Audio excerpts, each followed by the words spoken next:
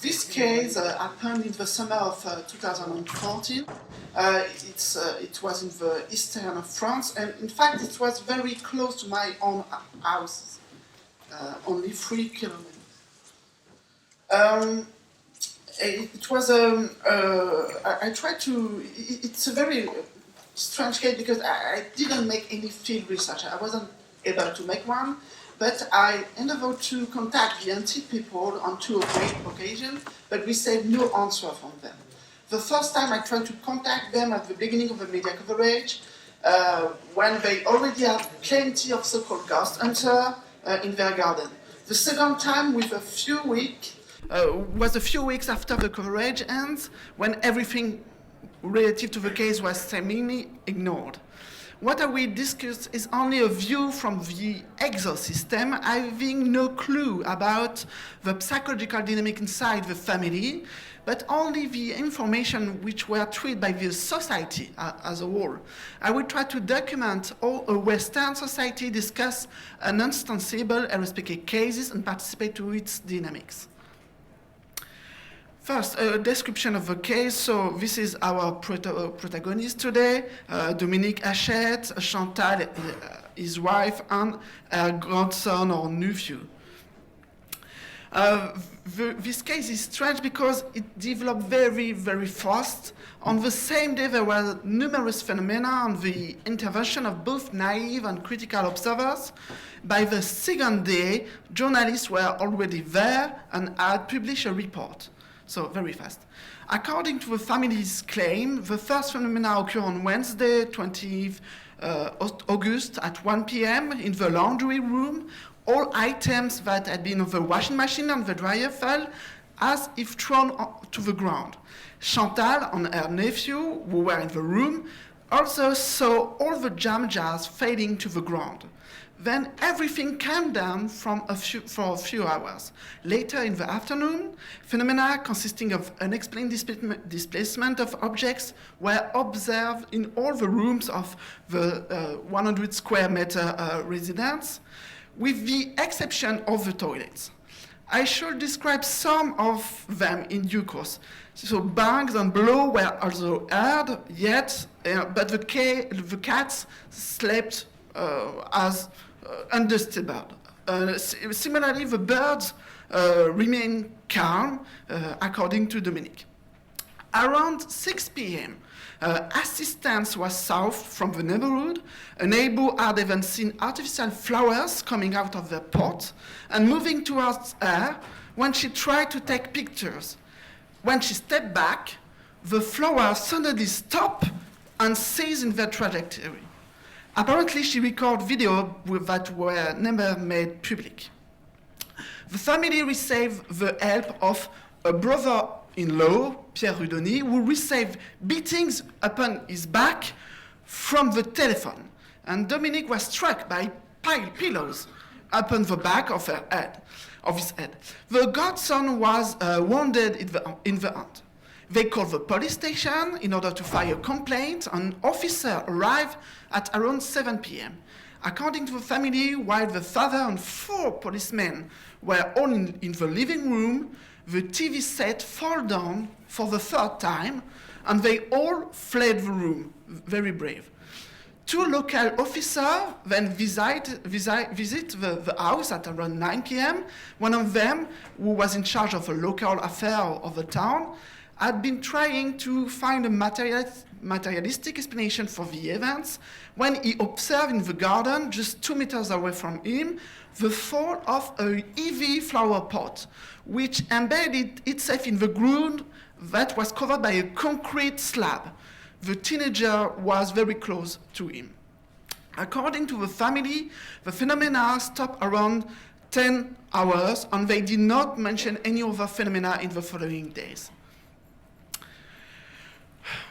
Then, on Thursday the 21st, both local and national press took photographs, made video, and conducted interviews with the protagonist. It seems that they had been contacted by local officers, not by the family, Hachette. Acting neither cautiously nor ethically, the journalists report the full name and address, and the first picture appeared online at 6 p.m. and a short film was available the following day. Dominic and his brother-in-law were questioned by the police. Dominic filed a complaint against X for willful damage and claimed for an accident with his insurance company. The same day, I forward the news to the discussion forum to the Association of Friends of the IMI, a Parisian group devoted to scientific parapsychology. I publicly made my first prediction. Within a week, there will be a report to restore normalcy, explaining the events as an insurance fraud or claiming that the kid had been caught red-handed. Why this prediction? This prediction was made based on the model of Walter von Lucado and Franco Zaranek, presented in a PA convention. It's a four-phase model of RSPK in which the intervention of the media is the signature for the third phase, emergence, with a concomitant decline of the phenomena followed by the fourth phase of social suppression. On the 28th August, exactly within the week I had predicted, unknown skeptic Jan Kindo published a critical analysis on his blog. His paper was republished 3 days later on a most platform of skepticism, and he was a member of the Association of Française pour l'Information Scientifique, a skeptic group. He advocated a trivial cause. He said it was a child's joke. His criticism focused on the local newspaper and on the journalist Delphine Desmat, who was responsible for most of the local media coverage. He labeled their methods as paranormal journalism. That is to say, pseudo-inquiries undertaken only to boost sales of the journals. Nevertheless, he had a point. The publication of the first paper on the Amneville case happened just after a series in the summer, a summer series of publication about the strange near you, about paranormal topics like the voice of Jeanne d'Arc or local castle who was cursed. And one funny thing, it's in the newspaper, the first article 1 month before this case was about a RSPK case in Belgium. In Arc-Vatripon, a very similar case to this case of Amneville. It comprised of phenomena only during one night, sound on unexplained movement of objects, gendarmes who were witness, and the case of Arc-Vatripon was explained by the fraud of a mentally disturbed adult. So we have a strange coincidence between the Amneville case and the summer series of like X-Files pseudo-investigation. This coincidence seems for Jan Kindo to discredit the information because it narrows the borderline between fact and fiction. Even though it would be hard to find a causal link between the series in the newspaper and the trigger of the Amneville case, unless we believe the protagonists were directly inspired by what they have read or consciously attempt to reproduce the Arc-Vatripon cases. Nothing much happened during the next 2 weeks. Police closed their 3 weeks investigation by taking Chantal Hachette into custody on Monday, 15 September. At the end of her imprisonment, the woman had signed a confession stating that she herself had ransacked her home during an attack of nerves and with the help of her godson. It was the latter who, cleverly hidden in the house, would have brought down the TV set those 3 times, once during the first visit of the police. Thus, Chantal Hachette was prosecuted for making false accusation while her husband was exonerated. She faced up to 6 months of prison and a fine of 7,000 euros. She was summoned to appear in the criminal court after a psychiatric examination.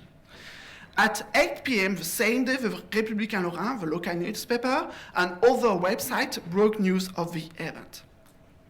As we know, for example, from the work of a gendarme, Émile Tizanet, Confessions are often made during RSPK case, but their value must be scrupulously assessed because several will transpire to be false confessions. Do the confessions help to explain the modus operandi of the phenomena? Are they produced under pressure? When should we abandon the presumption of innocence? The failure to ask this question with Amneville demonstrates how much the confession helped to relieve the initial dissonance. Walter von Lucadou has also written how in RSPK case we cannot completely distinguish between the psi and the manipulation hypothesis. He claimed that there is a macroscopic indeterminism rather than an accumulation of evidence. This may be a psychophysical property of RSPK cases, which are phenomena with an inconsistent history, as in quantum mechanics. So after the commotion centering around Chantal confession, and despite all appearance, I made my second prediction at the Forum of Friends of IMI on the 17th September. We will not be able to discern between the psi and manipulation hypothesis. And in fact, following the confession, the case was only discussed in the justice column of the newspaper, but finally, the court dismissed the case on 12 November, so months after. A verdict of mistrial was given on the case annulled, owing to the fact that Chantal was illiterate and therefore could not have read the confession she signed. Therefore, the juridical aspect of the case and with, in French, un non-lieu, which is a nice expression for macroscopic indeterminism. There was nothing to support the main hypothesis of Chantal manipulation, but never there was anything against it. Nevertheless, something happened that we are unable to qualify with certainty. However, very few articles publish this neutral view, which requires a high degree of tolerance for ambiguity. But then other RSPK cases, echoing the Amneville hoax, receive more media attention than Azul. With regard to the scientific side, we must rely on the unscientific investigation of the journalists and policemen, since no actual scientific investigation took place. And the conclusions of their reports are very contradictory. They explain the case by human intervention because the objects found in the house reveal signs of skidding and are rubbed against something. But why this is necessarily evidence of human intervention?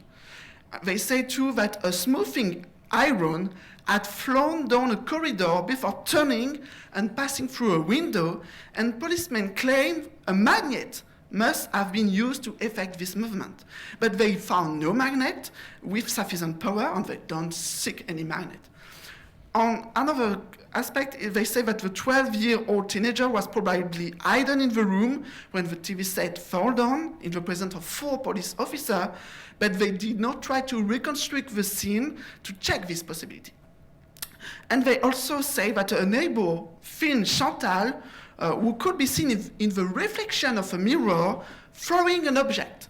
But such a video was never made public and was not included as an evidence of her guilt. All in all, these explanations of the phenomena are untested assumptions and thus remain not very convincing. Now I go to the discussion of the case. Oh, sorry. It's typical bug of PowerPoint, okay. Poltergeist. I never made this presentation without failure of PowerPoint. It's terrible. Okay, I need some short time to go back to the discussion. Okay, Lucadou and Zarotnik application of the MPI to RSPK describe 4 phases, but due to the lack of data about the family history and dynamics, we cannot say anything about the surprise and displacement phase. We may, however, identify the beginning of the 3rd decline phase, the day after the onset of the phenomena, with the police investigation following a complaint and the intervention of the mass media. So the last suppression phase may have begun 26 days after the onset, with the confession of Chantal. Indeed, phenomena predicted by the MPI were observed from this day on. Fraud was openly discussed. The people on witness involved are often ridiculed and discriminated in the mass media. The main people deny their previous statements, and debunking articles were published. So we have all these elements at the beginning of the suppression phase. This phase is called the suppression because it involves a social process which removes the dissonance produced by the alleged paranormal phenomena. Fanny Moser, after several observations, even termed it a conspiracy to cover it up. But if we do not wish to fall into conspiracy theory, we might ask instead, what is the social suppression that appears in such a predictable manner? We may define social suppression as a response that diffuses a paranormal event. Sorry. Okay. So social suppression as a response that diffuses a paranormal event, its primary action is to make the event less credible in order to reduce their capacity for diffusion. The secondary action restores normalcy by lending credibility to an alternative and prosaic scenario. The writer Robert McLuhan, who is among us, called this second action rational gravity. Alternative rational scenarios are proposed to eliminate the inconvenience generated by the presence of the paranormal, and gradually one of these phantom narratives is selected as the scenario that best describes what really happened. It does not have to be coherent in its details, since it only needs to restore normalcy and function as the gravitational force that brings everyone back down to earth. It can be associated with the concept of inconsistent history. If the confessed fraud by Chantal Hachette is the selected phantom narrative, it does not optimally explain all the observation, but it is normal enough to debunk the case, rather like the unmasking scene at the end of Scooby-Doo adventure, you know. The cognitive cost of the paranormal hypothesis make the absurd seem plausible and the unlikely seem probable. This process of rational gravity does not fully respect the ambiguity of the phenomena, and so it often generates a split between two symmetrical communities, those who want to believe and those who want to disbelieve. Both will develop cognitively biased but consonant readings of the material under discussion. Very rare are those who stay in the between and say they don't have enough evidence to reach a conclusion. A paranormal system has just enough internal contradiction to not take the decision on its own, while allowing external systems to find support for any decision, any directional choice. I will show you how it occurs. So there is abnormal physical phenomena. It's the first aspect. But we can discredit them because all phenomena may have been produced by human normal forces, so they are abnormal only according to the testimonies. And the testimonies, even if they are multiple, were not collected with a scientific methodology. So there is some authoritative testimony by the policeman, by the local representative, many people, but the police offered an alternative explanation in retrospect. So, but there is no evidence of tricks or fraudulent manipulation, but the testimony were not collected scientifically. And I can go furthermore. The police claim to have some clues of fraudulent activity of Chantal on received her confession, but the main protagonist immediately seek external observers. So they took some risk to have all these people in their house. The main protagonist immediately run an official complaint against X. So they take the phenomena very seriously. It may have been a part of a plan to scam the insurance. One of the main protagonists confessed she was responsible for all the phenomena, but the confession was not accepted by the court. You can see how the process is going. You have an argument, you have a counter-argument, and you can go away with this kind of thing for infinite, etc., etc. So what I am saying is that we know, maybe with a model of pragmatic information, that in parapsychology there is a kind of natural elusiveness which is generally described in the parapsychological literature as the evasion and erosion of evidence at a phenomenological level. But I'm talking about social elusiveness, who may concern the discrediting of those who carry the evidence at a social level. Both levels participate to the macro indecipherability of psi phenomena.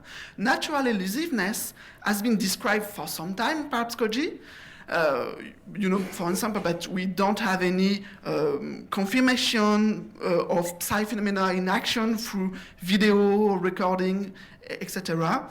But there is also tricky phenomena that let room for ambiguity.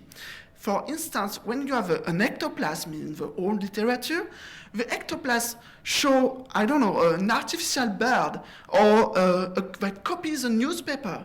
It's very ambiguous. In the Amneville case, the issue of the mobility of elevated or heavy objects also hints a trickery. In fact, all objects who were destroyed were not to the size. Okay, you understand me? Under this meter. No, not about. Okay, above that. It is as the whole process has let out, allowing for skeptical interpretation, like a kind of self-sabotage. But even these let-outs cannot explain all aspects of the case without subjective generalization or distortions. People from the society can't share the same point of view than the people involved in the case. Endo and exo perspective are very different. In the exosystem, the phenomena appear not as a signal, not as a pseudo-signal, but only as something non-local. It's something that we can decide what is it.